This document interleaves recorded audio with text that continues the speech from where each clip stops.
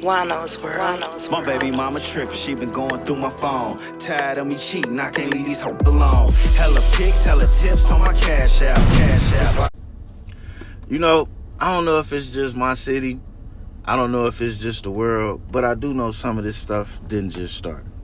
Now, over the past few months, especially in my city, we've seen women do horrible things to their kids. We've seen women allow access of horrible people to their kids, nieces, nephews, and family members. Now, I can't tell nobody what to do with their pocketbook. You know, that's your pocketbook. But what you doing with your pocketbook ain't gotta be your family's change. You understand? Like, think about that. You 40 years old, 50. What type of man you think is fighting to be around single? What type of man you think is fighting to be around somebody else's kids? Just wondering. You gotta start thinking about these things. If you over 30, why would you be dating a man without his own house? Some of these little things would stop that. Why you got a man living with you, your mama, and your kids? Does that make sense? The fact that your mother is living with you is already an issue. The fact that the father of this kid is not having access to come and go is another issue. Putting a male, that obviously is not taking care of himself in that house is a choice that's going to create issues. It's a choice you ain't got to make. Y'all can freak in the car. Anyway, check this out. I almost went off too early in the video. Begins tonight with an investigation intensifying tonight after 3 people were found dead in a car that was on fire early Sunday morning. And tonight we are learning one of those victims was a child.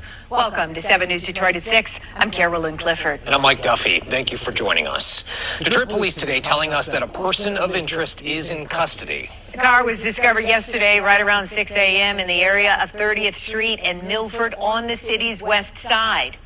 A family member confirmed to us the victims inside the vehicle were her mother, her sister, and her 9-year-old daughter. Well, right now there is a Mother, sister, 9-year-old daughter. Now, you living with a dude that you done seen be a crash out dummy for the most ignorant reasons. Ain't got no respect. His shit ain't together. Guns in your house with the kid. Like, come on, man. It get to a point where it's like, of course this nigga is the foulest nigga. You know he gonna have trouble in jail. Other men gonna handle him ASAP. But you can't even blame him. Where was your antennas at? And this why fathers be tripping.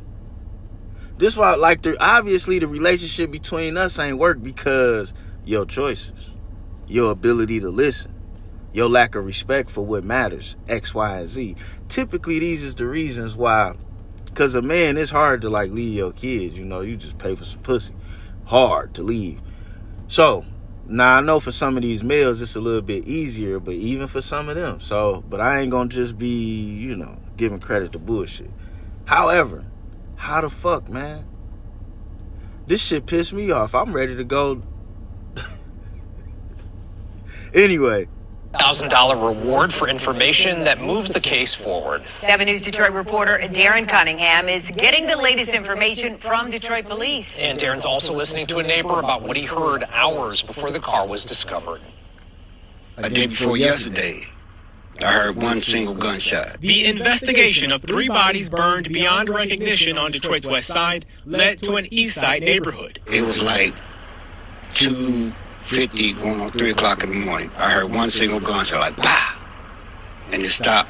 5 minutes later, I heard like a machine gun go off, like 5 or 6 times. After that, Alfay Parker says things were quiet near Chalmers and Frankfurt. No movement, no activity. But later that morning and throughout the day, Sunday, he says he saw Detroit police and Michigan State police at the home across the street. I was saying to myself, I hope ain't nothing happened to the people over there. Parker learned police came to the home after finding a burning vehicle on the other side of town that morning.